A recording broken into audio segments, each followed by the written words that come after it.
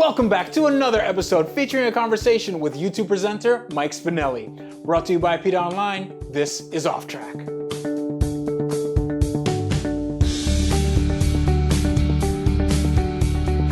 You found an audience with those right. Kind of quirky. And and we worked it, and that was the thing. And then I started, when I could hire people, you know, like people like Johnny Lieberman were as equally insane about cars like that that I was and Davey was. So when Johnny started writing, it was like Johnny just all of a sudden invented this thing that we did called the Jalopnik Fantasy Garage.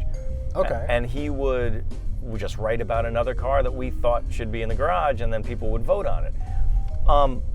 By then we had commenters, which is interesting because we didn't start with commenters. Okay. Which is, and we were, you know, for about 6 months we had no commenters, and then Gawker decided to do this thing where you had to be invited to comment. So we thought that was kind of cool because there had been a lot of debate back then about commenters ruining things. I mean, there still is, obviously, but those were early days of that.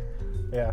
Now the jury's jury's reached a verdict on that. But it's interesting. Do you know what that did? Like, you know, people who were. I mean, we sent out a lot of, you know, a lot of invites. But what happened was the people that were commenting started feeling some ownership with the site. So they wouldn't really troll the way they were on some other sites. But then when there were trolls, what we did was every Friday we would execute somebody. We would publicly execute a commenter. And we would write this thing, and it was like we would sort of make a case for executing someone. I remember that. Do you remember that? Yes, See that? Yes, I remember that. And people would vote kind of in the comments about whether this person should, and most of the time, yes, they voted yes, get rid of them. And we would, and like, it just was like, yeah, and they were gone. And that kind of created this sort of ownership mentality that I felt like was going to help us going forward. And it did, because ultimately I still know some of those commenters from those early days. When I see them on T-Tac, you know, Truth About Cars, or somewhere else, I see these guys and I'm like, yeah, I remember you. Jack Baruth was an early commenter. Viergang Fuchs was his 4-speed Fuchs wheel. It was a Porsche reference. Yeah. But Baruth was there. I mean, like, these guys like made that site. Like, they really did. As much as we did, the commenters made the feeling of that site, and that was what I wanted. It was almost like the Howard Stern show ideal, but then enveloping, you know, thousands and thousands of more people. Right. And I thought that was cool. But I guess it wasn't really different than what the fan forums had already been doing.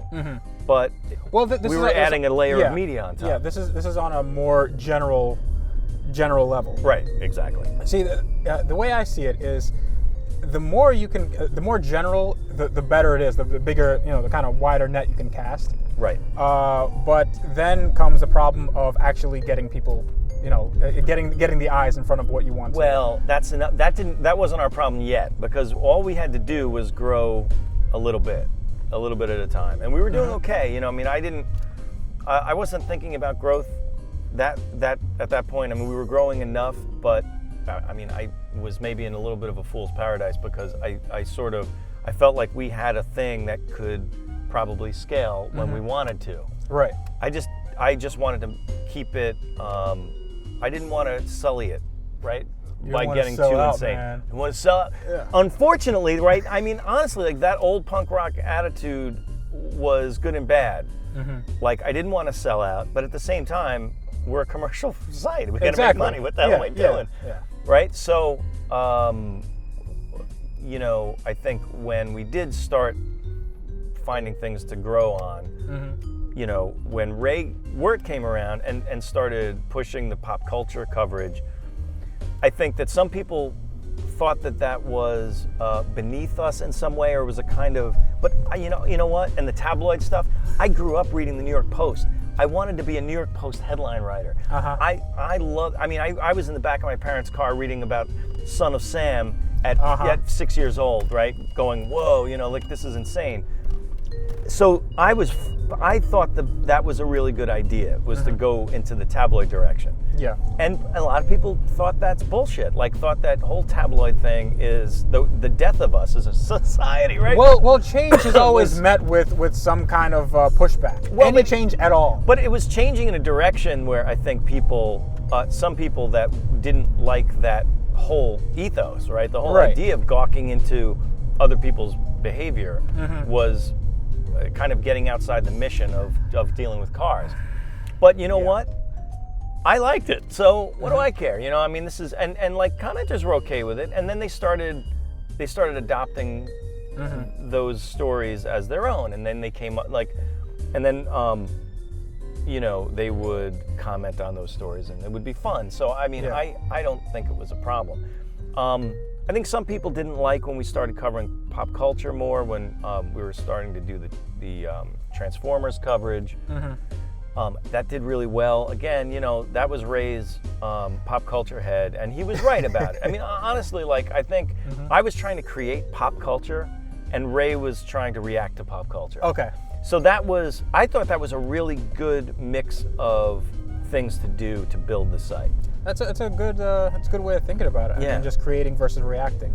Obviously, reacting is a little bit easier because you don't have to actually create anything. But then, how do you make your own? You know, how do you brand yourself? Well, we had been doing that. You know, that's the thing, is like we had all of those. You know, and it's funny because we finally got to the point where we and the commenters were creating memes, right? Where it was recalls, like Bruce. I mean, you remember Bruce? Like all these stupid things where there was a company that was trying to make you could personalize your Porsche. They took the Porsche rear logo, the Carrera logo, and you could write anything you wanted. And they had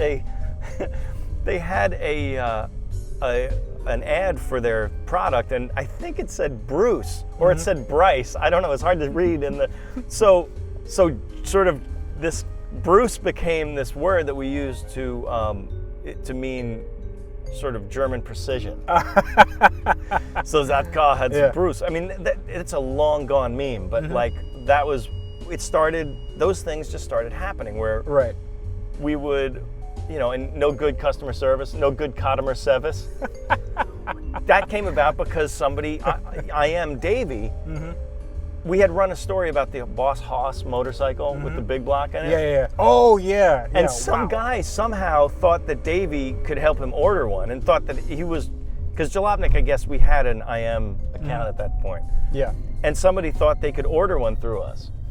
And it was like this semi-literate guy that was like typing like, you know, I want one. And Davey's like, no, you're in the wrong place. Like, you can't order it from us. And he said, you suck, no good Cotumer Sevis, right? And like, sir, you're in the food court, please leave. Right, I'm like, I said, dude, you're way off. But Cotumer Sevis, like, so Davey posted that whole exchange, and no good Cotumer Sevis became a Jalopnik meme. So like, as you know, it was just fun. It was like people just kept coming up with stuff like that, and it was like I had sort of, you know, I felt like I had succeeded in creating a kind of, you know, Howard Stern show analog in the car world, and then with the commenters and all the other stuff, and sort of. I have arrived. Well, you know what though? I mean, it was like so much work that I didn't really get a chance to enjoy it because it's not like we were making any more money. You know, it was like, you know, it's still on you know, getting paid very little for that. You get theoretical internet dollars. Right, and I like it was a little bit more gratifying than working at IBM. So that was fine. I think what happened though was at some point it became about getting traffic, and I think the traffic that we had to get was about getting things first. Okay. And that's when it lost its appeal for me, because I didn't really care about getting it first, to be frank, and you know, our readers kind of started to. And we could make hay from getting things first. So we would go to an auto show, and we were expected to get in front of that press conference, get those photos of that, whatever car it was, whether it was the new GTR at the time, the R35 came out. And we were like, wow. But, you know, this is what we had to do. And it really was supposed to be about the car. So, yeah, what it was me on my knees in front of at the press conference for 2 hours in Tokyo, waiting for that car to come out. And then the car comes out, getting those shots, elbowing Damon, who's now at Jalopnik, from Autoblog out of the way, nicely, of course, because we were sort of all friends by that point. But we knew that we had to get it first. So there was this race down to the press room to get those photos into the gallery, to get the gallery up, and to get that thing into Dig and FARC so we could quadruple our traffic for the day. And it became like this really hardcore, almost video game-like process of making traffic out of awareness of stuff. So car shows became really important, and it became really tiring where we'd go to the show and like we couldn't really have any fun, or we couldn't really even write anything substantial. It became work. It became work, but in a really bad way. It became like Erie Canal, digging Erie Canal at that point. So so I kind of lost my taste for it, and I knew I wasn't really the right guy for that, and I had some opportunities to write for print. So I was like, all right, I'm gonna go and do this print thing for a while, and then I left, and that was 2007, which is already 8 years ago by now.